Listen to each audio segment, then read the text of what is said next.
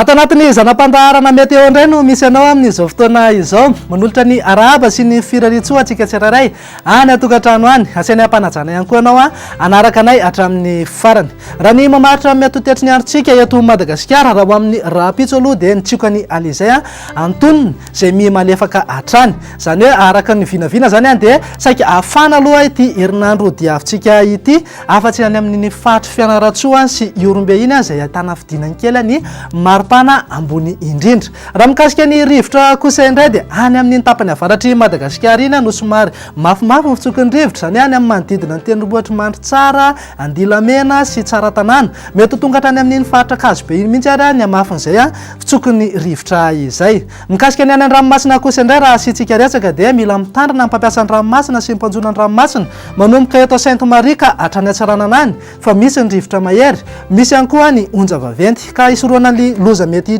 hisy eo zany dia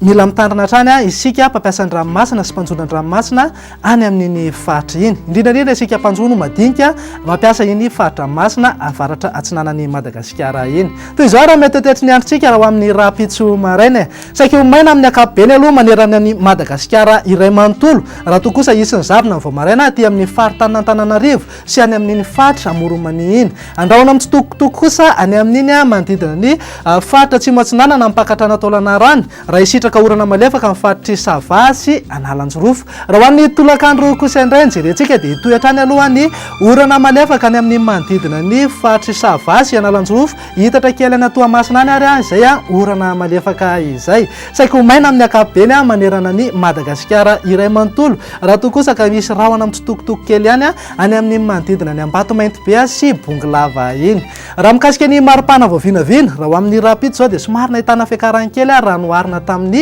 androany zany hoe 7 degré celsius zao any avakina karatrany 12 degré celsius ho any Antananarivo sy Fianaratsoa morotsiraka sy rareny voaparitany moa dia saika afana hatrany manodidina eo amin'ny 9 ka hatramin'ny 13 degré celsius eo avokoa fa raha ho an'ny tolakandro kosa indray jerentsika dia tena afana tanteraka mihitsy ary anevikevoka ny andro any amin'iny manodidina ny fatry Antsoa iny mananka hatrany amin'ny 4 degré celsius mihitsy raha to kosa ka manodidina amin'ny 3 degré celsius eo any amin'ny fatry Betsiboka, Mahajanga, fatry Boeny sy any amin'ny fatry Melaka any ny eto amin'ny fatry Liafy voatany moa dia nahitana fiakarany rano maripana ambony indrindra zany hoe afana ihany koa zany isika eto amin'ny fatry Liafy voatany raha amin'ny rapitso satria mananka hatrany amin'ny 13 ka hatramin'ny 19 degré celsius eo tsy adinay hatrany ianao raha dia hivoaka ireto firenendehibe ivelan'ny Madagasikara ireto fa toy izao ny mety tetry ny andro azo orana rankotrika aloha ny any Bangkok any raha to kosa ka fandebasan-drahona sy masoandro any Paris, Milan, Johannesburg ary Nairobi